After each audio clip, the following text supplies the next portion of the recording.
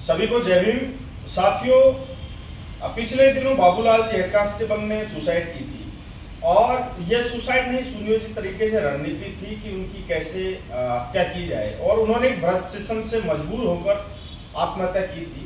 और इसका आंदोलन राजस्थान की राजधानी जयपुर में लंबे समय तक चला, बहुत मजबूत रणनीति के साथ में चला। इसी बीच हमारे कई सारे बंधु हैं, कई सारे संगठन हैं, तो उनके कुछ सवाल हमारे पास आए हैं और काफी समाज बंधुओं ने यह भी कहा है कि इन सवालों का जवाब हमें देना चाहिए। तो इन सवालों के साथ में आज इस जवाब के लिए हम आपके साथ में हैं। तो रवि मेघवाल जी हैं, कुछ सवाल जो आए हैं समाज के, उन सवालों के जवाब देने के लिए तो मैं रवि जी आपसे निवेदन करूंगा, समाज के सवाल हैं उनका आप जवाब 1 to 1 दें। आप सभी को क्रांतिकारी जय भीम। साथियों, जैसा कि आप सभी को ज्ञात है कि पिछले दिनों एक आंदोलन जो जयपुर राजधानी के अंदर चला है, एक हेड कांस्टेबल बाबूलाल बैरवा जी जिन्होंने आत्महत्या की थी, उस मामले को लेकर के 6 दिन तक जयपुर के अंदर एसएमएस मोर्चरी के बाहर एक मजबूत आंदोलन चला है, जिसने राजस्थान सरकार की नींव को हिलाने का काम किया, जिसने राजस्थान प्रशासन को हिलाने का काम किया और तमाम हमारे जो साथी हैं, हमारे समाज की इस कौम को जगाने का काम किया। साथियों, हम लोग सबसे पहले मैं एक बात कह देना चाहता हूं, अब तक हम लोग चुप क्यों बैठे थे? क्योंकि देखिए, बहुत से साथियों के सवाल जवाब है, उन्होंने सवाल किए कि आप लोग चुप क्यों बैठे हैं, आपको बोलना चाहिए, आपको चुप्पी तोड़नी चाहिए। तो साथियों, चुप्पी हमने इसलिए साध रखी थी कि हमारा भाईचारा बना रहे, कायम रहे। हम नहीं चाहते कि हमारी जो चुप्पी टूटे, उससे भाईचारा खराब हो। लेकिन आज जब सर तक पानी आ चुका है तो मजबूरन हमें ये चुप्पी तोड़नी पड़ रही है। भाई विगराज जी हमारे बीच में है, हमने वार्ता करी कि देखो माहौल बहुत ज्यादा खराब हो रहा है, सोशल मीडिया पे मतलब बेतुके तरीके से एक अपशब्द हमारे खिलाफ जो यूज किए जा रहे हैं, हमारे ऊपर सवाल खड़े किए जा रहे हैं, तो मजबूरन आज हमें ये उन सवालों का जवाब हमें देना पड़ रहा है। आज हम पूरा खुलासा करेंगे इस मामले का, जिसने रत्ती भर भी गलत किया है नहीं छोड़ेंगे, हम पूरी बात आपके सामने रखेंगे। जैसा कुछ सवाल हमारे बीच में आए सोशल मीडिया के माध्यम से, पहला जो सवाल था, जो कुछ ये 12 सवालों का कुछ चल रहा था ये जिक्र सोशल मीडिया के माध्यम से, पहला सवाल कि अनिल देनवाल, धर्मेंद्र जाटव, अमरचंद हरसोलिया जी और जीएल वर्मा जी को वार्ता में शामिल क्यों नहीं किया गया?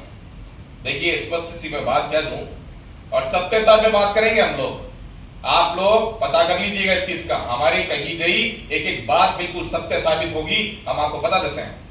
देखिए, अनिल जी, धर्मेंद्र जी, अमरचंद जी, जीएल वर्मा जी, इनको वार्ता में शामिल करने की बात आप जो कह रहे हैं, पूछिए इनसे आप, क्या हमने इनको वार्ता में शामिल नहीं किया? क्या संघर्ष समिति में हम लोगों ने शामिल नहीं किया? अनिल देनवाल जी, धर्मेंद्र जाटव जी, अमरचंद हरसोलिया जी और जीएल वर्मा जी, आप इनसे पूछिए, हमने इनको संघर्ष समिति में रखा, मीटिंग के वक्त अमरचंद जी भी हमारे साथ रहे, धर्मेंद्र जी हमारे साथ रहे, अनिल जी हमारे साथ रहे, लेकिन जब संघर्ष समिति की धरने से थोड़ा सा साइड हट करके जब वार्ता के लिए जाते थे, तो ये उठ करके वहां से भगते थे। कौन? अनिल जी और धर्मेंद्र जी। आप पूछिए, सवाल कीजिए, हम आपको बताते हैं इस चीज का।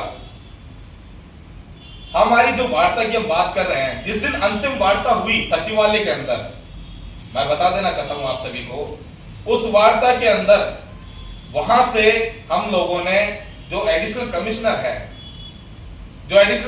हैं कुंवर राष्ट्रदीप जी, उन्होंने चंद्रशेखर जी को फोन किया है, हम लोगों ने फोन करवाया है और चंद्रशेखर जी ने अमरचंद हरसोलिया जी, जो कि आजाद समाज पार्टी के प्रदेश अध्यक्ष हैं, और अनिल देनवाल जो व्यक्ति हैं, अनिल देनवाल जी, धर्मेंद्र जाटव जी, तीनों चारों साथी साथ थे। अनिल देनवाल जी के फोन पे फोन आया है चंद्रशेखर जी का, अमरचंद हरसोलिया जी के फोन पे फोन आया है चंद्रशेखर जी का, और उन्हें कहा है बकायदा कि आप लोग नीचे खड़े होने के बजाय आप लोग ऊपर मीटिंग में जाइए, जो वार्ता चल रही है परिवार की और सरकार की, आप उस बीच में जाकर के अपनी बात रखिए। फिर मुझे एक बात बताइए, ये मीटिंग में नहीं आए तो जिम्मेदार कौन है? कौन है जिम्मेदार? क्या हमने वार्ता में शामिल करने के लिए नहीं बुलाया? हमने बुलाया, हमने फोन किया अमरचंद जी को कि आपके तमाम साथियों को लेकर के आप मीटिंग में पहुंचे, अब नहीं आए तो जिम्मेदारी हमारी नहीं है उसमें। मैं स्पष्ट कह देना चाहता हूं ये बात। दूसरी बात, समझौता सरकारी लेटर हेड पर क्यों नहीं हुआ? देखिए, आज से पहले भी बहुत अनेकों आंदोलन हुए हैं। कोई भी जो हल निकल के आता है, कोई भी समझौता होता है, वो किसी सरकारी लेटर हेड पे लिखा हुआ नहीं आता कभी भी, ये ध्यान रखिएगा। हाँ, सरकारी कोई आदेश जारी होते हैं, वो जरूर सरकार के उस कागज पे आते हैं, लेकिन हमारी जो मांगों की बात आती है उसमें सहमति की बात होती है, परिवार सहमत होता है, जो समिति सहमत होती है, अन्य लोग सहमत होते हैं, तो उसके लिए कोरा कागज होता है, उसी के ऊपर ही सहमति जताई जाती है, उसी में पॉइंट नोट किए जाते हैं। उसके लिए कोई सरकारी कोई लेटर हेड, कोई इसकी आज तक किसी आंदोलन में अगर हुआ हो कहीं यूज, तो आप बता दीजिएगा। तीसरी बात, गिरफ्तारी पर बात हो रही थी, निलंबन पर ही समझौता क्यों हुआ? मैं एक बात कह देना चाहता हूं, बिल्कुल हम लोग अडिग थे उस चीज के लिए कि गिरफ्तारी ही होनी चाहिए, गिरफ्तारी से नीचे बात नहीं करेंगे हम अंत तक, पहले दिन से लेकर के और छठे दिन धरने तक हम लोग, और जब तक वार्ता रही उस वार्ता में भी हमने यही बात रखी कि हम लोग गिरफ्तारी से नीचे बात नहीं रखेंगे। आप एक बात बताऊंगा आपको, इसमें एक बात कहूंगा, निलंबन पर समझौता क्यों हुआ? एक को निलंबन किया, दो को एपीओ किया है। अब मैं एक बात कहूं आपको, रवि प्रकाश मैडा जी हमारे बहुत आदरणीय हैं, हम बहुत सम्मान करते हैं उनका, एसीबी में डीजी हैं, वहां वार्ता के दौरान वहां पे मौजूद थे। वहां पर गृह सचिव जो आनंद जी हैं, अतिरिक्त जो गृह सचिव लगे हुए हैं आनंद कुमार जी, वो वहां मौके पे थे। वहां पर तमाम परिवारगण मौजूद थे। राजस्थान के मुख्य डीजीपी साहू जी वहां पे मौजूद थे। एडिशनल कमिश्नर कुंवर राष्ट्रदीप जी वहां मौजूद थे। भाई गीगराज जी, तमाम सामाजिक कार्यकर्ता और परिवार के 11 सदस्य वहां मौजूद थे। मैं एक बात पूछना चाहता हूं, आप ये बात कह रहे हैं कि निलंबन पर बात क्यों बनी, निलंबन पर ही समझौता क्यों हुआ? तो देखिए, परिवार के लोगों से आप पूछिए सवाल। आप वेलफेयर सोसाइटी के पूर्व अध्यक्ष रहे डीजीपी साहब रवि प्रकाश मैडा जी, अब मुझे नहीं पता उन्होंने ये बात क्यों नहीं रखी, लेकिन आप पूछ सकते हैं उनसे सवाल कि साहब आपने अपनी बात क्यों नहीं रखी, आप वहीं पे थे। आप लोग पूछ सकते हैं, जनता पूछ सकती है, क्योंकि वेलफेयर सोसाइटी के अध्यक्ष रहे हैं, सीनियर अधिकारी हैं, हम सभी लोग सम्मान करते हैं। आज हमें ये खुलासे इसलिए करने की जरूरत पड़ रही है कि बात हमारे राजस्थान के जो नेतृत्व करता है उनके ऊपर उंगलियां उठ रही है। बात यहां है, मजबूरन हमें ये बातें, ये खुलासे करने की जरूरत पड़ रही है। बकायदा अखबार में फोटो है, ये न्यूज में चला है, सोशल मीडिया पे चल रहा है, लेकिन बात क्या है कि कुछ लोगों ने माहौल खराब करने का एक षड्यंत्र रचा। हम लोग यहां थे, उन्हें नहीं पता परिस्थितियां क्या बनी, लेकिन उन्होंने धरने पर जाकर के जो भी लोग वहां बैठे थे उन्हें गुमराह करने का काम किया, माहौल खराब करने का काम किया। ये बात हम आपको अभी बताएंगे अगले पॉइंटों में। अगली बात, समझौते की घोषणा धरना स्थल पर क्यों नहीं की? देखिए, बड़ी बात है और आपका सवाल भी बहुत जायज है कि समझौते की घोषणा धरना स्थल पर क्यों नहीं की। मैं एक बात कहता हूं कि परिवार की जहां बात है, यह परिवार हमारे साथ वहां पे मौजूद था वार्ता में, हम सभी लोग वहां मौजूद थे। लेकिन मैं एक बात कहूं, उस परिवार से पूछिए, जब हमने उस परिवार से कहा कि आप चलिए धरना स्थल पे, अगर आप सहमत हुए हैं तो धरना स्थल पे चलिए। 6 दिन से लोग भूखे प्यासे अपने काम धंधे को छोड़ करके आपके साथ, आपके न्याय की इस लड़ाई में आपके साथ खड़े रहे हैं, उन्हें आप जवाब दीजिए। अगर आप परिवार ने खुद की स्वयं की सहमति जता करके और यहां पे सहमत हुए हैं इन मांगों के ऊपर, देखिए हमने तो अंत तक विरोध किया इस चीज का, भाई गिगराज जी ने, तमाम साथियों ने, हम सभी ने अंत तक विरोध किया है इस चीज का, लेकिन अंत में परिवार टूट गया जब परिवार ने हमसे कहा कि हम डेड बॉडी लेंगे। ऐसी स्थिति पैदा हो गई और परिवार जानबूझ करके यहाँ पे अब सहमति जता रहा था, तो मजबूरी यहाँ पे ऐसी हो गई, ऐसा माहौल क्रिएट हुआ धरना स्थल पे, एक माहौल ऐसा क्रिएट किया गया कुछ लोगों के द्वारा, हमारे विरोधी लोगों के द्वारा मुर्दाबाद के नारे लगाए गए, धरने में बहुत सारी उल-फिजूल की बातें करी गई, बहुत गंदी बातें करी गई। रवि जी, ये वही लोग थे, मैं तमाम लोगों को एक बात बताना चाहता हूँ, जो लोग सचिवालय में हमारे साथ नहीं आना चाह रहे थे, गेट के ऊपर थे, जब उनको लगा कि परिवार बात मान रहा है और निष्कर्ष पर कोई बात पहुंच रही है, तब उन लोगों ने सोचा किसी भी तरह से ये जो लोग हैं इनको बदनाम किया जाए। ये लोग तुरंत सचिवालय छोड़ के धरने पर आकर अनर्गल बयानबाजी करने लगे, जिससे वहां पर जो आम लोग थे उनके मन में एक छवि बना दी गई कि उन लोगों ने धरना खत्म करवा दिया, परिवार मान गया। तो उनका अंतिम लक्ष्य भी यही था कि कि किसी भी तरह से इन लोगों को पहले ही धरना स्थल पर आकर बदनाम कर दिया जाए, जिससे धरना स्थल पर पहुंच ही ना सके। बिल्कुल सही बात है भाई गिरिराज जी ने जो बात रखी, यही सत्यता है। आप देखिएगा क्या हम लोग धरना स्थल पहुंच पाए? अरे धरना स्थल पे जो लोग बैठे थे, जिम्मेदार साथी थे, उनकी जिम्मेदारी बनती है कि जो लोग साथी वार्ता में गए हैं उनको यहाँ आकर के स्पष्टीकरण देना चाहिए। लेकिन पहुंचने से पहले ही मुर्दाबाद के नारे लगा दिए, पहुंचने से पहले ही मुंह काला करने की बातें करी, तो ऐसी बातें हुई तो देखिए फिर ऐसी स्थिति में धरना पर जाने का कोई औचित्य ही नहीं बनता। ऐसी स्थिति जब बनी ना, तो दूसरी चीज मैं आपसे कहना चाहूंगा, जो 5वां पॉइंट है कि SC/ST एक्ट में मिलने वाली राशि व अन्य प्रावधानों को समझौते में शामिल क्यों नहीं किया गया। देखिए मैं स्पष्ट सी बात कहूंगा, जो पढ़ा लिखा व्यक्ति है ना और कानून की थोड़ी बहुत नॉलेज रखता है, स्पष्ट सी बात है SC/ST एक्ट का जो प्रावधान है, जो राशि है, वो तो परिवार को मिलना तय है। उसके लिए मांग में लिखना कोई जरूरी नहीं है, ये तो मिलना है उसको। SC/ST एक्ट के तहत मुकदमा दर्ज हुआ है, वो राशि तो मिलनी है। अगर हम उसको लिखे और ये बताए कि ये हमारा मुद्दा है, ये पॉइंट है, ये हमारी मांग है, ये मांग नहीं है, ये तो मिलना है परिवार को, सीधी स्पष्ट सी बात है। नेक्स्ट पॉइंट कि बैरवा समाज के किसी भी व्यक्ति को समझौते के लिए समझौते में शामिल क्यों नहीं किया गया। मैं एक बात स्पष्ट कर देना चाहता हूं, 11 लोग तो परिवार के शामिल थे और हमारे एक युवा साथी, एक क्रांतिकारी साथी, बूडला पंचायत से जीते हुए जनरल सीट के ऊपर जो सरपंच साहब हैं हमारे, बात क्या नाम उनका, रामनिवास जी बंसीवाल, बैरवा समाज से आते हैं। पहली बात तो हम एक बात कहूं मैं स्पष्ट, ये बैरवा, मेघवाल, बड़ाई, रेगर, हम ये बात ही नहीं करते। पहली बात तो हम तो बात ये करते हैं स्पष्टवादी और मजबूत आदमी कौन है। हम उन लोगों की बात नहीं करते जो मीटिंग की बात करते हैं और वहां पे हट हट यूं कह करके और चले जाते हैं, मीटिंग छोड़ के बच जाते हैं, मीटिंग को खराब करने का काम करते हैं, गाली गलौज करने का काम बात करते हैं। ऐसे लोगों की मैं बात करूं, भाई अनिल देनवाल की मैं बात करता हूं, इन्होंने घेर करके जब अनिल देनवाल और तमाम जो साथी लोग थे, ये कुछ भाई गिरिराज जी को बहुत गंदा बोला। जब समिति की मीटिंग चल रही थी धरना स्थल से कुछ थोड़ा सा साइड में, इनको इतना गंदा बोला, मुझे इतना गंदा बोला, आप क्या अपेक्षा करते हैं उनसे। और ये धरना चल रहा था तब की बात है, ये धरना चल रहा था 5वें दिन की बात है, दोपहर की। इतना गंदा इनको बोला, गिरिराज जी को बोला तेरी चोटी काट देंगे, तेरा जूता काट देंगे, मुझे कहा तेरी मूंछ के बाल उपाड़ देंगे।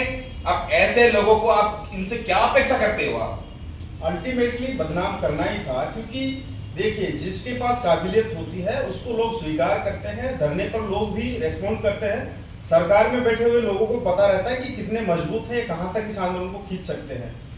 आंदोलन चल रहा था, दूसरा दिन जब था, लोग जुड़ रहे थे, भीड़ जुड़ रही थी, तो उसी वक्त मैं आपको बताना चाहता हूं सारे साथियों को, क्योंकि सबके सवाल जायज है, सुनना चाहते हैं कि आप बोल क्यों नहीं रहे हैं। इससे पहले हमने कभी चुप्पी नहीं साधी है, हम नहीं चाहते कि कोई बैरवा समाज अलग हो, मेघवाल समाज अलग हो, पर जब धरना चल रहा था दूसरे दिन शुरू से हम लोग बहुत ईमानदारी से सुबह जल्दी आके लीड करना, उसको मजबूती से रोके रखना, प्रशासन को से वार्ता करना, परिवार को हौसला बनाए रखना, अलग अलग संगठनों के लोग आए हैं उनको पूरा सम्मान देना, अलग अलग जनप्रतिनिधि आए हैं उनको सम्मान देना, तो ये सारी चीजें हम हमारे हाथ में लेकर, कमांड में लेकर कर रहे थे। लेकिन वहीं पर जब शाम हुआ, साइड में ले जाकर जिन साथियों का जिक्र अभी मेघवाल जी ने किया है, वो लोग मुझे ये कह रहे हैं कि गिरिराज जी आप कल से माइक हाथ में नहीं लेंगे। तो साथियों जो बदनाम 6वें दिन कर रहे हैं, वो लोग तो दूसरे दिन ही नहीं चाह रहे थे कि हम लोग इस आंदोलन को लीड करें। तो ऐसी स्थिति में बदनाम करना उनका जाहिर है, बौखलाहट जाहिर है, उसमें कोई दिक्कत वाली बात नहीं है। लेकिन ये अनर्गल रूप से किसी परिवार के साथ जोड़ के, किसी घटना के साथ जोड़कर अगर बदनाम कर रहे हैं तो वो उनकी बौखलाहट है। बाकी वास्तविकता ये है, इससे पहले भी कई सारे आंदोलन हुए हैं, हमने जहां पर टिके हैं रिजल्ट आया है। उदयपुर में भी हमने बहुत मजबूती के साथ में लड़कर उस परिवार की मदद करवाई, वहां पर भी इन लोगों ने एक माहौल खराब करने की कोशिश की। हमने एक शब्द किसी समाज के व्यक्ति, किसी संगठन के खिलाफ, किसी व्यक्ति के खिलाफ हमने नहीं दिया, जबकि ये लोग हमेशा शुरू से करते आए हैं। साथियों 7वां जो पॉइंट है, उप मुख्यमंत्री महोदय इससे बेहतर शर्तों पर समझौता करवा रहे थे, क्यों नहीं किया गया। मैं एक बात पूछना चाहता हूं, हम तो डिप्टी सीएम साहब से मिले ही नहीं, और ये लोग कौन है जो ये बात कह रहे हैं कि इससे बेहतर शर्तों पे बात मान रहे थे। मैं बता दूं आपको बात, जिन लोगों ने माहौल खराब करने का काम किया है धरना स्थल पे, वही लोग दिन में 4-4 बार मुख्यमंत्री जी के यहाँ पर जाकर के, डिप्टी सीएम जी के यहाँ जाकर के वार्ता करके आते थे। समझ रहे हैं इस बात को? वहां जाकर के बात करके आते थे। ऐसे लोग वहां जाते थे जिनके 20-20 साल पुराने संबंध बताए जाते हैं। वो हमारे बीच में आकर के हमें कहते हैं कि जैसे जीएल वर्मा जी की मैं बात करूं, मैं खुली बात करूंगा, किसी से कोई शर्माने की या डरने की जरूरत नहीं है। जीएल वर्मा जी ये कहते हैं कि प्रेमचंद बैरवा जी से मेरा 20 साल का संबंध है। अरे होगा आपका घरेलू रिश्ता, लेकिन बात यहां न्याय की है। हम तो अड़े हुए उस बात के ऊपर ही, गिरफ्तारी से नीचे बात नहीं करेंगे। आप लोग वहां सेटलमेंट की बात कर रहे हैं। अनिल गोठवाल जी जो एक पुलिस अधिकारी रहे हैं, वो बराबर हमें कि आप चलो, आप बात करो, मैं बात करवाता हूं।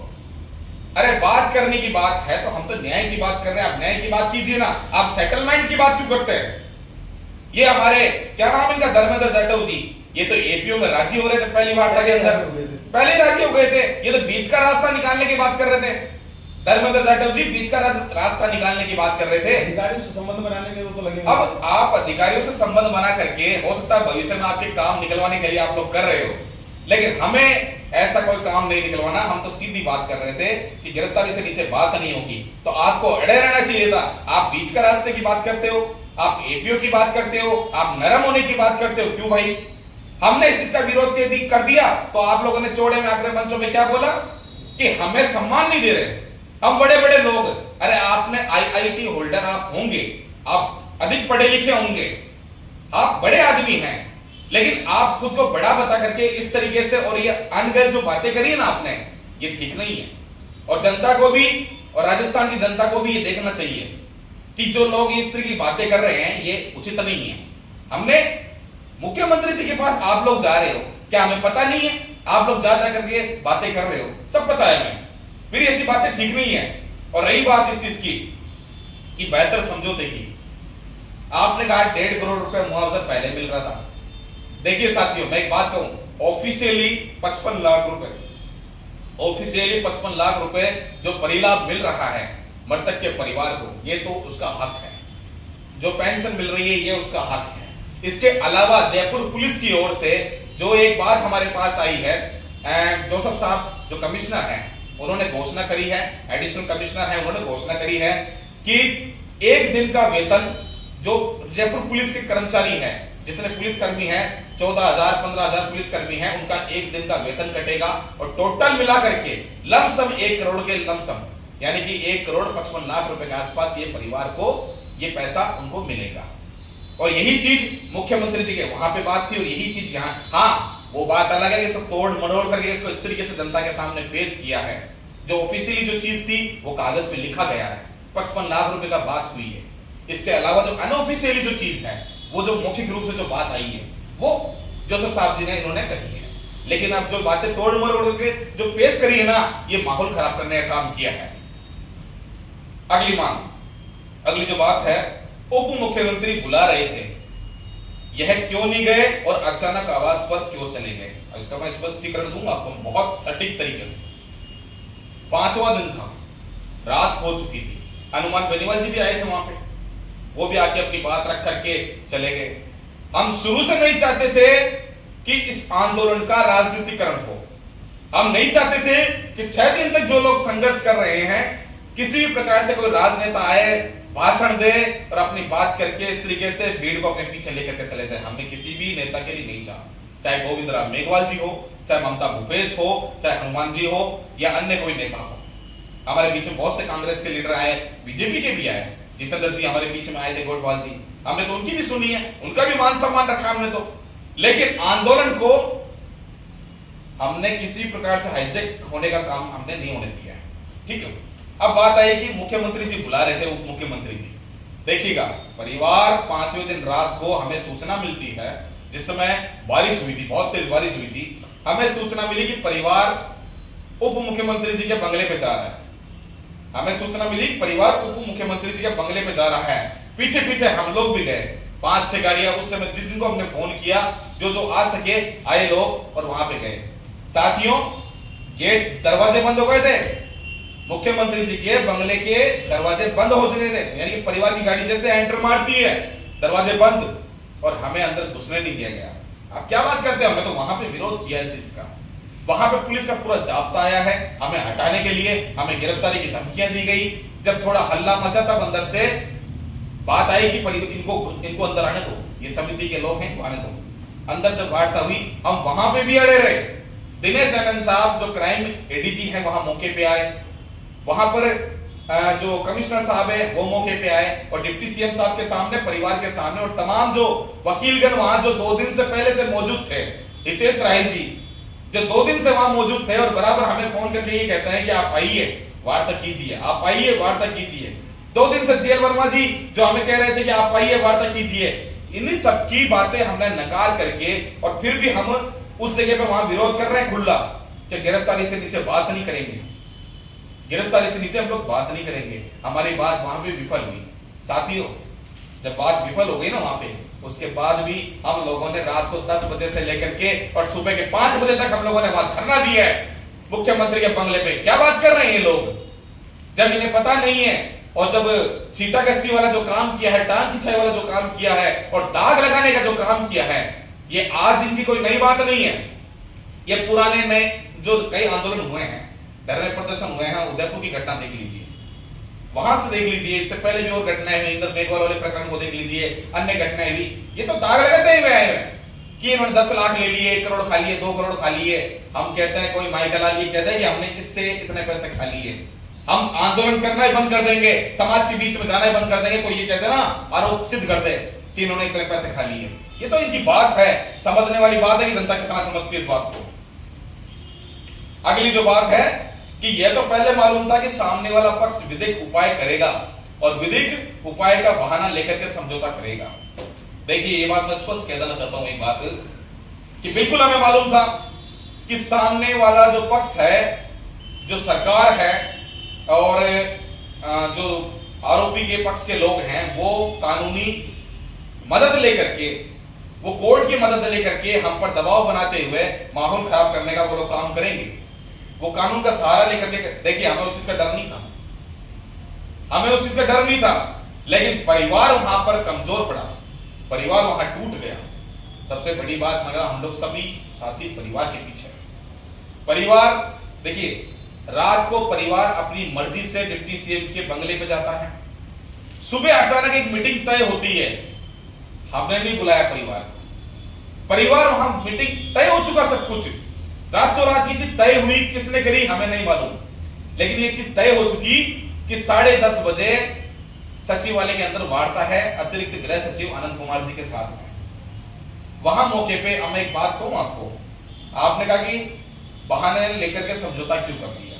अरे भाई, आप ये सवाल जो हमसे कह रहे हो, वेलफेयर सोसाइटी के पूर्व अध्यक्ष, एसीबी के जो डीजीपी हैं वर्तमान, उनसे ये सवाल कर सकते हो आप लोग कि आप भी तो एक बड़े अधिकारी है, सीनियर अधिकारी हैं पुलिस के अंदर, आज एससी के सबसे बड़े अधिकारी हैं, आप उस पोस्ट पे रहते हुए आप मौके पे थे।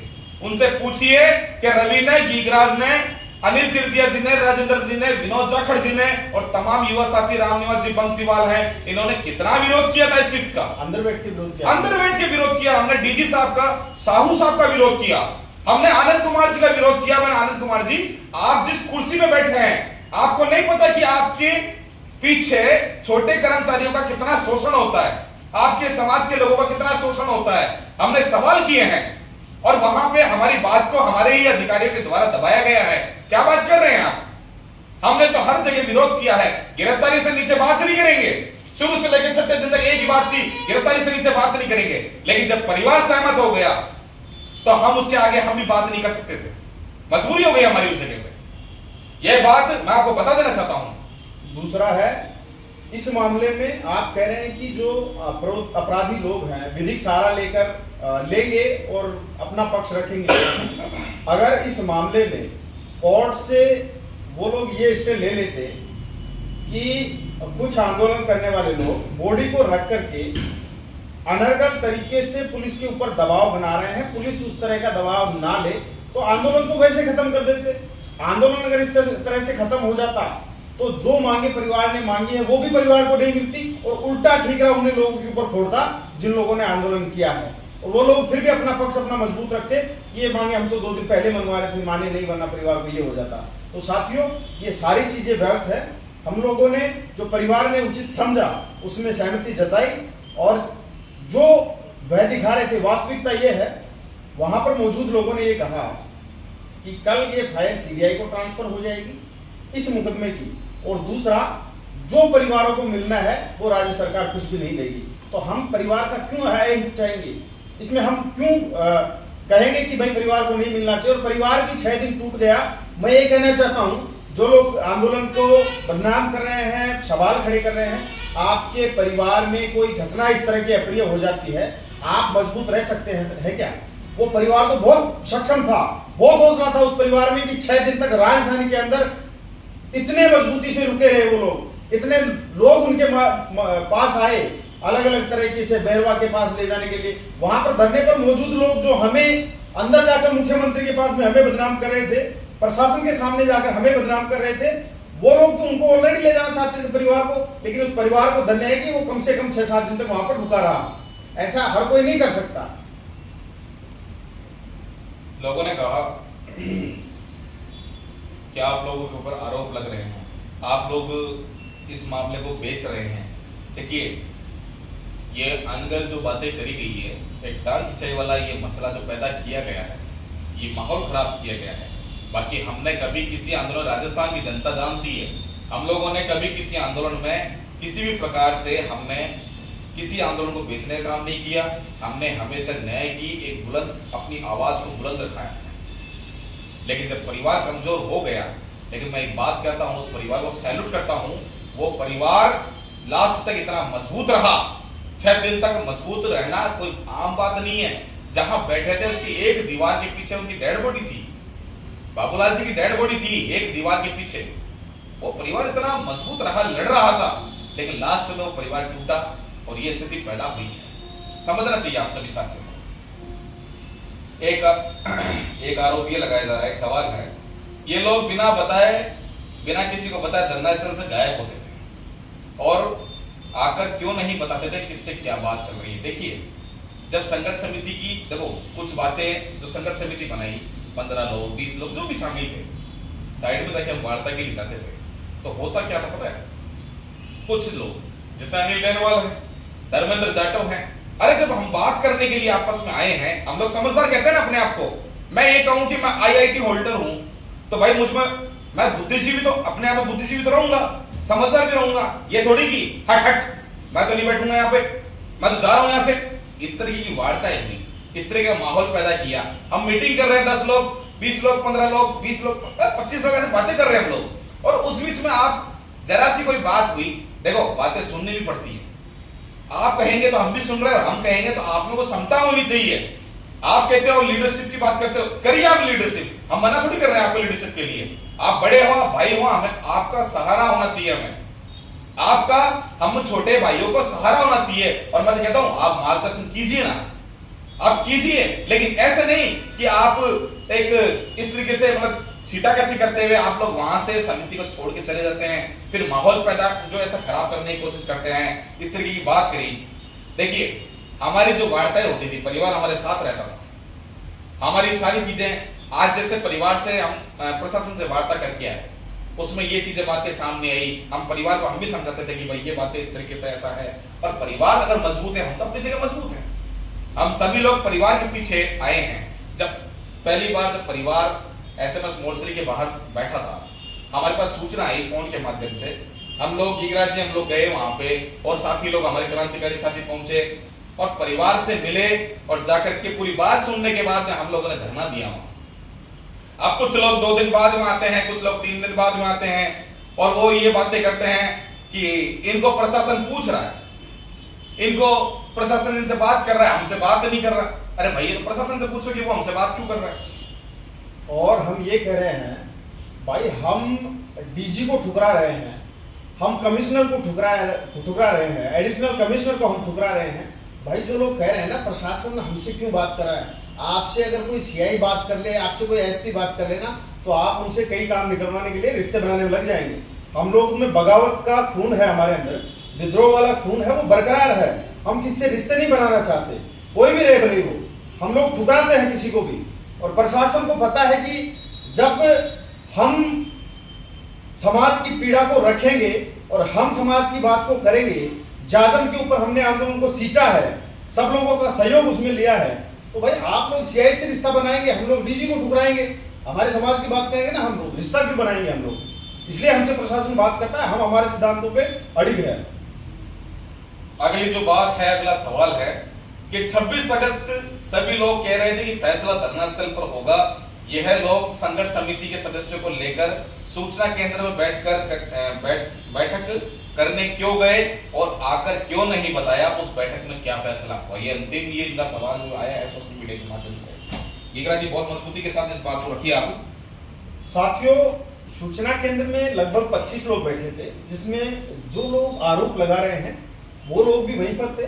सब लोगों में आराम से बात हो रही थी, परिवार के लोग भी वहीं पर मौजूद थे, लेकिन वहां पर कोई निर्णयात्मक स्थिति ही नहीं बन पाई, कुछ रिजल्ट ही नहीं निकला, कोई बात निष्कर्ष पर पहुंची नहीं। तो उसी दौरान हनुमान बेनीवाल जी भी आ गए थे और माहौल वहां का धरने का, कुछ लोग इधर जाने लग गए, तो ऐसी स्थिति में बात क्या हुई है, हम कुछ बात ही नहीं हुई तो क्या बताते वहां पर। और सब लोगों को मालूम है जब हम सूचना केंद्र में बैठे थे तो वहां पर कुछ बात ही नहीं हुई तो हम धरने पर आकर क्या बताते। और ये एक और इसमें बिंदु है कि तय ये हुआ था और हम कह रहे थे, हमने हमारी जबान से कहा था कि धरना यहीं पर समाप्त हुआ होगा और यहीं पर खड़ा हुआ है और यहीं पर जाजम पर बात होगी। साथियों, जब सचिवालय में बात चल रही थी, चंद्रशेखर जी आजाद ने उनके जिम्मेदार पदाधिकारियों को फोन करके कहा, राष्ट्रदीप जी ने फोन करके ये कहा कि आप जाइए, परिवार वहां पर बातचीत कर रहा है, आपको जाना है उस मीटिंग में।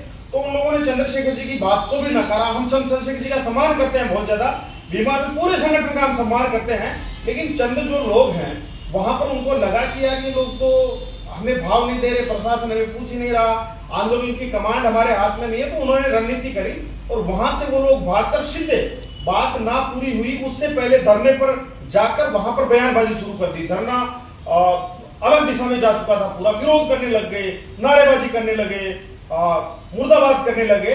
तो माहौल ऐसा क्रिएट कर दिया गया पहले ही कि किसी भी स्थिति में हम लोग धरने पर जा ही नहीं पाए। और हम भी समझते थे कि वहां पर माहौल क्या हो रहा है। परिवार को जब पता लगा कि हमारे इस जो दुख में जो लोग राजनीति करने वाला इतना दुख कर रहे हैं, तो परिवार ने भी फिर वहां पर जाना उचित नहीं समझा। ये निष्कर्ष की बात है। जो लोग कह रहे हैं कि धरने पर हम लोग क्यों नहीं आए, इसलिए हम कह रहे हैं कि जिन लोगों को वार्ता में हमने जिद की, हमने ये जिम्मेदारी समझी कि जिन साथियों को अनिल जी ढेंडवाल हैं, धर्मेंद्र जी जाटव हैं, अमरचंद जी हैं, बहुत सारे साथी हैं, उनको बुलाना है हमें और हम उनके बिना बात नहीं करेंगे। तो इस बात के ऊपर तो आदरणीय डॉक्टर रवि प्रकाश मेहरा जी सचिवालय में भी बहुत गुस्सा होने लगे। हम लोग मान सम्मान करते हैं, लेकिन हम सब लोगों को साथ लेके चलना चाहते हैं। फिर हमने कहा, क्योंकि कुंवर राष्ट्रदीप जी उत्तर प्रदेश से आते हैं और चंद्रशेखर जी के उनके आपस में रिश्ते ठीक हैं, तो कुंवर राष्ट्रदीप जी ने चंद्रशेखर जी को फोन किया कि आप अनिल जी को और अमरचंद जी को और तमाम लोगों को आप भेजिए। तो चंद्रशेखर जी ने उनको फोन किया तो उन्होंने उनकी बात नहीं मानी। अंतिम रूप से उनको बदनाम करना था कि अगर यहाँ पर हमारी बात को ये लोग नहीं मान रहे हैं, हमें नहीं सुन रहे हैं, हम लोग इस मामले को बिगाड़ना चाहते हैं, तो कैसे बिगाड़े। तो उन लोगों ने वहां पर ना आकर सीधा धरने में आकर पहले ही वहां पर बयानबाजी शुरू कर दी और आरोप प्रत्यारोप शुरू कर दिए। इसलिए परिवार भी बहुत दुखी था और हम भी बहुत दुखी थे कि जिस जगह पर जहां पर हमने एक आंदोलन को सींचा है, सरकार को जहां पर हमने हिलाने की कोशिश की है, बड़े बड़े मठाधीश हैं उनको हमने ठुकराया है, चाहे वो अलग अलग राजनीतिक दल से रहें, चाहे वो अलग अलग संगठनों से रहें, उनको हमने ठुकराया है। और वहां पर हम लोग जाकर बात रखेंगे कि ऐसे हमने सरकार को घुटनों के ऊपर लाने पर मजबूर किया है। उसी धरने से हमारे खिलाफ अगर मुर्दाबाद के नारे लग रहे हैं तो हमें बड़ा दुख हुआ, परिवार को बड़ा दुख हुआ, इसलिए हमने वहां पर जाना उचित नहीं समझा। देखिए, सारी बातें आपके सामने आ चुकी है। 2 करोड़ का हमारे ऊपर आरोप लगा है कि 2 करोड़ रुपए हमने समझौता किया है। अरे भाई, हम एक बात कहते हैं, सरकार को अगर 2 करोड़ रुपए देने होते तो ये परिवार को देता। सोचने की बात है। और ये बेतुकी जो बात रखी है कि 2 करोड़ रुपए हम लोग 2 करोड़ रुपए में लिया है, हम कह रहे देने वाला कौन व्यक्ति है उसको भी सामने ले आइए। हमें 2 करोड़ रुपए देने वाला वो व्यक्ति कौन है, वो महारथी कौन है, उसे भी सामने ले आइए। ये एडवोकेट पीएल बैरवा जी ने आरोप लगाए और भी बहुत सी बातें बोली, हमारे मुर्दाबाद के नारे लगाए, हमारे ऊपर कई आंदोलनों के अंदर इस तरीके की यार ये लोग हर जगह पे ऐसा करते हैं। अरे भाई, हम लोग लड़ते हैं, हम सामाजिक कार्यकर्ता, हम लोग लड़ते हैं अपने परिवार को, अपने बीवी बच्चों को, अपने माँ बाप को छोड़ करके, सारी सुख सुविधाएं छोड़ करके वहां धरने पे बैठ करके हम लोग लड़ते हैं। आरोप लगाना आसान है, लेकिन साबित करना मजाक नहीं है। हम लोग 6 दिन तक इस आंदोलन को लेकर के चलना मजाक नहीं है। जब पहली वार्ता में हमारे जो क्रांतिकारी कहने वाले साथी, बड़े बड़े आईआईटी होल्डर, जब पहली वार्ता के अंदर ये कहते हैं कि बीच का रास्ता निकाल लो, एपीओ में हम लोग सहमत हो जाएंगे, क्यों इस बात को बढ़ाते हो? शर्म आनी चाहिए, शर्म आनी चाहिए उन लोगों को। वो जो ये कहते हैं आंदोलनकारियों को कि तेरा जूता काट देंगे और तेरी मूंछ के बाल उपाड़ देंगे, शर्म आनी चाहिए, शर्म आनी चाहिए उन लोगों को जो आरोप लगाते हैं वेलफेयर सोसाइटी के अंदर बैठे बैठे। प्रशांत मेहता जी जो युवा प्रकोष्ठ के वेलफेयर सोसाइटी से अध्यक्ष है, मैं एक बात पूछना चाहता हूं, बात बहुत कड़वी लगेगी। आप अध्यक्ष किसके बलबूते पे हैं? एक कागज से, एक लेटर के बलबूते पे। अगर हम आपसे पूछे ना कि आपका संघर्ष कौन सा रहा है, कितने आंदोलन किए हैं आपने, कितनी बार लाठी खाई है, अरे मेहता साहब का हम सम्मान करते हैं, वो हमारे आदर्श हैं, वो समाज के सिरमौर है, हम समाज उनके मार्गदर्शन में चलता है। हम लोग बहुत सम्मान करते हैं कि राजस्थान के एक बहुत बड़े अधिकारी हैं पुलिस विभाग के अंदर, लेकिन आप एक उनके आप कहते हो मैं परिवार का व्यक्ति हूं, आप होंगे परिवार के व्यक्ति, आप उन अधिकारी का नाम धूल में मिला रहे हैं, आप वो काम कर रहे हैं, आपको शर्म आनी चाहिए। प्रशांत जी, आपने गिद्ध कहा हमें कि हम गिद्ध हैं, हम वहां पर इस तरीके की ये चीजें कर रहे हैं, आपको शर्म आनी चाहिए। आपने इनका, ये आपकी सोसाइटी के अंदर गीगराज जी, राजेंद्र जी, ये तमाम साथी आपकी टीम में शामिल थे, ये उपाध्यक्ष पद पे थे, आपने तुरंत लेटर जारी कर दिया, सोचने वाली बात है ये। मैं तमाम राजस्थान के लोगों को अंबेडकर मेमोरियल वेलफेयर सोसाइटी के बारे में थोड़ा सा बताना चाह रहा हूं। आज तक मैंने इसकी सदस्यता शुल्क के पैसे नहीं दिए हैं, ये प्रशांत जी ने अपने स्तर पर दिए हैं, मुझे नहीं पता कैसे दिए कैसे नहीं दिए। अंबेडकर मेमोरियल वेलफेयर सोसाइटी में जाने से पहले मैंने ये शर्त रखी थी, अगर मैं वेलफेयर सोसाइटी में जाऊंगा तो पूरे राजस्थान में संविधान पर काम करूंगा, एट्रोसिटी एक्ट के ऊपर हमारे लोगों को जागरूक करने का काम करूंगा। इन्होंने कहा ठीक है हम करेंगे, ये लोग नहीं कर रहे थे। एक और दोबारा मीटिंग हुई वेलफेयर सोसाइटी में, मैंने कहा कि इन कामों शर्तों के ऊपर आपको खरा उतरना पड़ा, ये लोग नहीं उतरे। 21 अगस्त भारत बंद रहा, इन लोगों को हमने मजबूर किया कि आपको करना पड़ेगा। बड़े बड़े अधिकारियों को हमने बहुत खींचा उसमें कि आपने पे बैक टू सोसाइटी अपनी जिम्मेदारी नहीं निभाई है, आप लोग समाज के साथ धोखा करते हैं, गद्दारी करते हैं, तो ये चीज उनको पच नहीं रही थी। धरना स्थल पर, और क्या नाम है उनका, चंपत जसवंत राम जी, उनका नाम अब भी मुझे याद नहीं है, सच्चाई है ये, कारण है इसका। धरना स्थल पर मुझे मेरे साथियों ने कहा कि वेलफेयर सोसाइटी अध्यक्ष साहब जी आए हैं, आप उनका नाम बोलिए। तो साथियों, मेरे मुंह से अनर्गल रूप से ये बात 2-3 बार गलत निकल गया। नाम उनका उच्चारण जसवंत संपत राम जी है या चंपत राम जी है, क्या है मुझे नहीं पता, तो वो नाम मेरा उनसे गलत निकल गया। तो उन लोगों को बड़ा बुरा लगा कि बोले यार मेरा नाम तो ठीक से बोल लो। तो मेरे मुंह से ये निकला, मैंने कहा साहब आप रिटायर्ड होने के बाद धरने प्रदर्शन ब्याह शादी आंदोलनों में आते हैं, राजनीति के लिए टिकटों में जाते हैं, तो नाम कैसे सजाएगा, हमने कभी मिले ही नहीं आपसे। दूसरी बात, अंबेडकर मेमोरियल वेलफेयर सोसाइटी में बहुत कर्मचारी जुड़े हैं, तमाम कर्मचारियों का हम सम्मान करते हैं, लेकिन इसके ऊपर जो मठाधीश बने हुए हैं, जो लोग टिकटों की दौड़ में हैं, जसवंत संपत राम जी किस एंगल से अध्यक्ष बने हैं मुझे नहीं मालूम, लेकिन वो तो अलवर से भाजपा की टिकट मांग रहे थे। समाज के पास जवाब है क्या? कितनी बड़ी संस्था का बेड़ा गर्क कर रखा है इन लोगों ने, समाज का जवाब है क्या? समाज पूछना चाहिए कि आप भाजपा की टिकट मांग रहे हैं और इस संस्था के अध्यक्ष कैसे रह सकते हैं, समाज को पूछना चाहिए। दूसरी बात यह है कि प्रशासनिक अधिकारी वेलफेयर सोसाइटी से बहुत सारे जुड़े हुए हैं, चाहे रिटायर्ड रहे चाहे ऑन ड्यूटी रहे, उनके ऊपर दबाव लाया गया कि किसी भी तरह से गीगराज को आप मनाइए। गीगराज अंबेडकर मेमोरियल वेलफेयर सोसाइटी का उपाध्यक्ष है, तो भाई मैं तो फर्क ही नहीं पड़े मेरे को, कोई वेलफेयर सोसाइटी का कोई कितना बड़ा आकर मेरे को कह दे कि आप बैकफुट हो जाओ, मैं तो जूती नहीं समझू मेरे पैर की। अगर जो लोग संघर्ष नहीं करते हैं और हमें अगर ये आकर कहें कि आंदोलन में आप पीछे हट जाए, हम तो बिल्कुल नहीं हटेंगे। और यही बात उनको पची नहीं जब सरकार ने कहा कि आपका भाई है वेलफेयर सोसाइटी में रह रहा है प्रशांत जी का, तो उन्होंने अपना पल्ला झाड़ लिया कि साहब हम तो सरेंडर हैं भाजपा के चरणों में, गीगराज को तो अभी निष्कासित करते हैं। राजेंद्र मेघवाल जी का मैं कहता हूं, राजेंद्र जी मेघवाल जी ने आदरणीय डॉक्टर रवि प्रकाश मेहरा जी का मान सम्मान करने के नाते उस वेलफेयर सोसाइटी में रहे, जबकि प्रशांत मेहरा जी तो बात ही नहीं की थी। हमने कहा कि हमारे समाज के हैं, राजेंद्र जी वो मानेंगे, उनको तो पता ही नहीं था उनके अंदर उनको सदस्य बनाया गया है क्या। गोपाल जी परमार को उन्होंने, अरे भाई थोड़ी बहुत शर्म छे कौन धर्म है, आप ये तो बताओ गोपाल जी परमार ने आपको कितने रुपए सदस्यता के लिए दिए हैं और कब आपने सहमति ली है, और धरने में कब गोपाल जी परमार रहे हैं, वो तो आखिरी के दिन गए हैं बेचारे, उनको आपने निष्कासित किया है। आपको शर्म नाम की चीज नहीं है।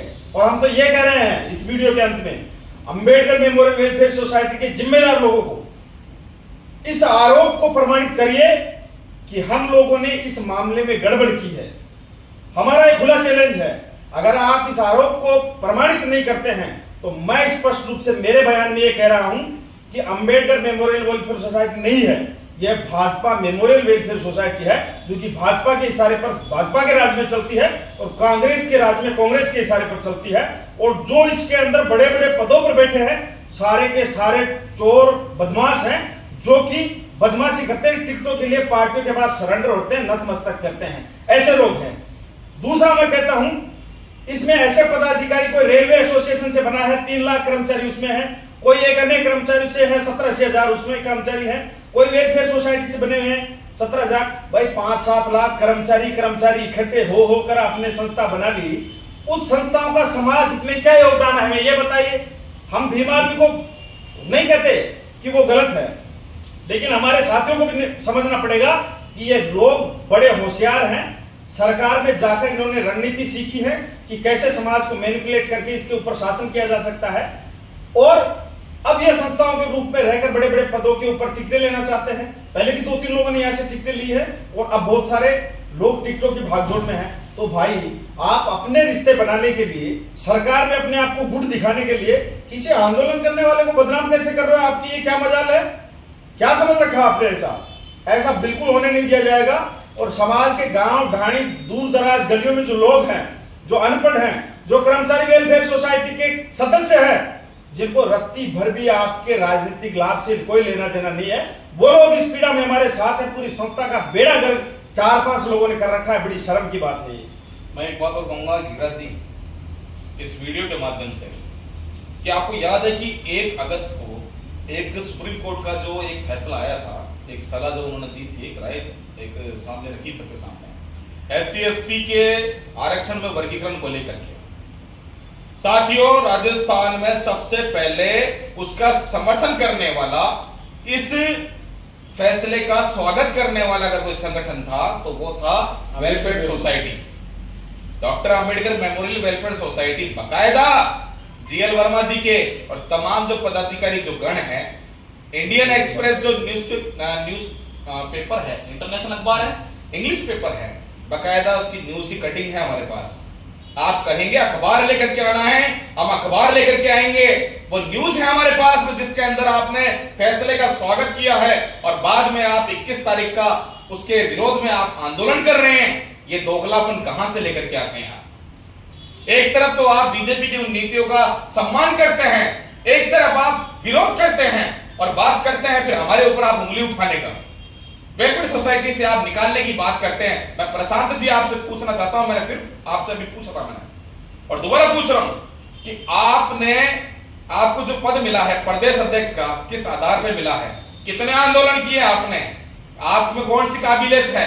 केवल एक काबिलियत कि आपके जो बड़े भाई हैं वो ACP DGP हैं, उनका हम सम्मान करते हैं, लेकिन आप गलत तरीके से गलत नीतियों पर चल करके उनका नाम खराब कर रहे हैं, आप उनके मान सम्मान को गिरा रहे हैं, आप उनकी जो शान है, आज समाज के सिरमौर है रवि प्रकाश मैडा जी, आप क्या बात कर रहे हैं?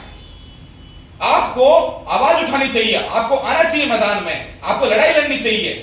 आप लोग उनका नाम खराब करने में लगे पड़े हो। हम सम्मान करते हैं उनका, शर्म आने की बात है। दूसरा, मैं तमाम लोगों से, राजस्थान के लोगों से पूछना चाहता हूं, अंबेडकर मेमोरियल वेलफेयर सोसाइटी और उसके जिम्मेदार पदाधिकारी कागज के अलावा कोई भी एक धरने को लीड करके दिखा दे, वो लोग सरकार में सरेंडर हैं, एक भाषण उनका नहीं मिलेगा। सिर्फ टिकट लेने के लिए करते हो। और मैं एक बात कहना चाहता हूं कि राजस्थान में जितने भी कोई फैसले होते हैं समाज हित के लिए, कहीं पर भी अपना स्टैंड वेलफेयर सोसाइटी नहीं लेती। कहीं पर कोई छात्रावास खोला हो अम्बेडकर मेमोरियल वेलफेयर सोसाइटी ने तो हमें बताए। पूरे प्रदेश भर के लोग शोषित पीड़ित यहाँ की ब्यूरोक्रेसी के पास आते हैं जयपुर में, आप उनको 10 दिन के लिए भी रुकने का कहते हैं कि अपने घर पर रुकवाइए आप, संस्था में आप रुकवाइए, आप नहीं रुकवाते हैं। आप लोग धरना वहां पर दे रहे थे, कुछ लोग अनर्गल किस तरह के आरोप लगा रहे हैं, वो लोग कहाँ रह रहे हैं, कहाँ नहीं रह रहे हैं। अरे बेशरम लोगों, हम आपसे ये पूछना चाहते हैं, मेरी शब्दावली बहुत गंदी है, चुभती है ये, मुझे पता है कई लोगों को आखिरेगी। आप लोग आरोप लगाने बेशरम लोगों, आपने ये कहा क्या कि चलो आप मेरे घर पास में है, मेरे घर रुकिए? नहीं कहेंगे आप लोग, मुझे पता है आपके फर्श गंदे हो जाएंगे। हमारे पसीने में संघर्ष की बदबू आती है, हमारे शरीर में बदबू आती है कि हम संघर्ष करते हैं, सड़क पे सोते हैं। आप लोग अपने घर में कुत्तों को रख सकते हैं, लेकिन संघर्ष करने वाले लोगों को नहीं रख सकते हैं। इन सवालों के साथ में हम इस बात को खत्म करें। इससे पूर्व में हम दोबारा बहुत जिम्मेदारी के साथ कह रहे हैं, इस समाज के लिए कड़ा परिश्रम किया था। ईमानदार लोगों की समाज में कमी नहीं है, संघर्ष करने वाले लोग कर्मचारी बहुत हैं, लेकिन चोर उचक के बदमाश जो लोग राजनीति करके इस समाज को लूटना चाहते हैं, उन लोगों के पहले भी खिलाफ थे, अब भी खिलाफ है और आगे भी खिलाफ रहेंगे। और इस घटना के अंदर मैं कहना चाहता हूं, आदरणीय प्रशांत मेहड़ा जी, रवि प्रकाश जी, मेहड़ा साहब को आपने बदनाम करने का ठेका ले रखा है। पता नहीं आप किसके इशारे पर चल रहे हो, किसके इशारे पर नहीं चल रहे हो। आरोप लगाने के लिए हम, निष्कासित करने के लिए हम तो नहीं कहते, हमें कौन सी पहचान मिली? हम तो कल बने देश के सदस्य, क्या दिया है हमको इसने? हमारे को पेंशन बंद करवा दी क्या किसी ने? हमें क्या नहीं दिया किसी ने? लेकिन हम ये कह रहे हैं कि बेशरम मत बनो आप। आपके सोने की चम्मच आपके मुंह में पैदा थी जब आपने जन्म लिया। हम लोगों के आज भी अगर घर पे आप देखेंगे, समाज के लोगों से मैं कहना चाहता हूं, आप लोग हमारे साथ रहकर देखिए 10 दिन कि किस तरह से संघर्ष होता है। हमारा आप स्टेटमेंट देखिए, आप फाइनेंशियल स्टेटमेंट देखिए हमारे पास क्या है आज, और हमारे पीछे 10 लोग खड़े नहीं होते कि जायज बात में इनके साथ हम खड़े हों। बहुत से ईमानदार लोगों की तो खामोशी भी इस वक्त सबसे बड़ी कमजोरी बन जाती है कि वो लोग अनर्गल तरीके से लोगों को ये दे देते हैं कि हाँ बोलिए, चुप रहेंगे समझदार लोग। और समझदार लोग समझते हैं कि आंदोलन, धरने, प्रदर्शन करना कोई हाथी खिलाना नहीं होता है। मैं तो सरकार की बात नहीं माना, मेरे खिलाफ तो नोटिस गए घर पे, पुलिस गई घर पे, बड़ा फर्क नहीं पड़े मेरा तो किसी सरकार से, पुलिस से भी नहीं पड़े। मैं तो अब भी कह रहा हूँ गोला राजस्थान की सरकार से चुनौती है मेरी, आप आइए, मुझे मेरे पुराने मुकदमों में गिरफ्तार करिए, रवि जी को करिए, अनिल तीरदिया जी को करिए, राजेंद्र मेघवाल जी को करिए, विनोद जाखड़ जी हमारे भाई हैं, संघर्ष करते हैं कि सिस्टम में अगर वो हिस्सा बने हैं, इतनी बड़ी अगर उनको जिम्मेदारी मिली है, अरे शर्म करो थोड़ा बहुत। आरोप लगाने वाले 5-7 लोगों, अल्टीमेटली आप वोट कांग्रेस भाजपा में देते हो, लेकिन कोई संघर्ष करने वाला व्यक्ति अगर कोई सिस्टम में जाता है तो उनको आप नकारने का काम करते हो, उन्हें पहले ही बदनाम करने का काम करते हो। मैं अंतिम रूप से मेरी बात को खत्म करते हुए कहना चाहता हूं, या तो ये लोग प्रमाणित करें हमारे ऊपर लगे एलिगेशन का, वरना इसका खामियाजा बड़ा भुगतना पड़ेगा। और चुनिंदा 5-7 लोग हैं, उनको सामाजिक रूप से भी हम कहीं पर भी जवाब देंगे जहां पर हमें मिलेंगे। इस चीज का हम आपको प्रण ले रहे हैं। वो लोग भी सावधान रहें कि हमें जो एलिगेशन लगाए हैं जहां पर बैठकर, वरना इसका खामियाजा सामाजिक रूप से बड़ा भुगतना पड़ेगा। इसी बात के साथ राजस्थान के तमाम लोगों को, पूरी जनता को, कर्मचारियों, अधिकारियों, बेरोजगार, गांव ढाणी में रहने वाले तमाम लोगों को हम निवेदन करना चाह रहे हैं, साथियों, राजधानी में 6 दिन तक आंदोलन चलाना छोटी बात नहीं है। इतने बड़े बड़े आंदोलनकारी आना, इतने बड़े बड़े राजनीतिक दलों के प्रमुख आना, नेता प्रतिपक्ष आना, मंत्री रहे हुए आना, एमएलए आना, स्थानीय जयपुर के एमएलए आना, उस मामले को हमने हाईजेक नहीं करने दिया। ये हमारी काबिलियत है। हमने परिवार का कहीं पर भी अहित होने नहीं दिया, ये हमारी काबिलियत है। धरने आंदोलन में पक्ष के और विपक्ष के दोनों नेता आए, लेकिन हमने किसी की बेइज्जती नहीं होने दिया, वरना जनता को कंट्रोल करना आसान नहीं होता है। हमने सुबह 8 बजे से लेकर रात तक धरने पर रुके रहे, टस से मस नहीं हुए, ये हमारी काबिलियत है। प्रशासन में हमारा भय जाता है, ये हमारी काबिलियत है।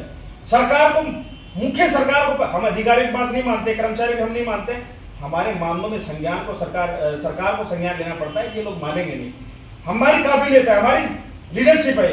राजस्थान के तमाम लोगों को कहना चाहता हूं, मजबूती से अपने अपने क्षेत्र में आप काम करिए, सब लोगों से मिलेंगे और मजबूती से काम करेंगे।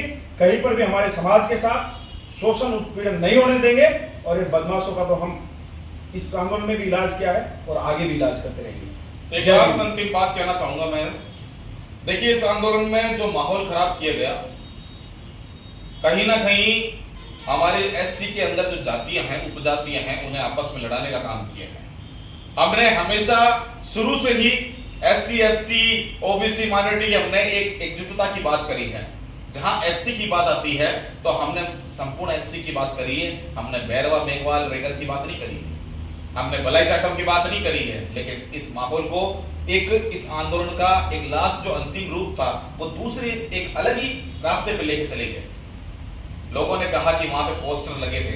देखिए हमारे जो छोटे भाई हैं जो हमें बिना बताए हमारे वहां पर पोस्टर लेकर के आए थे, उन्होंने लगाया।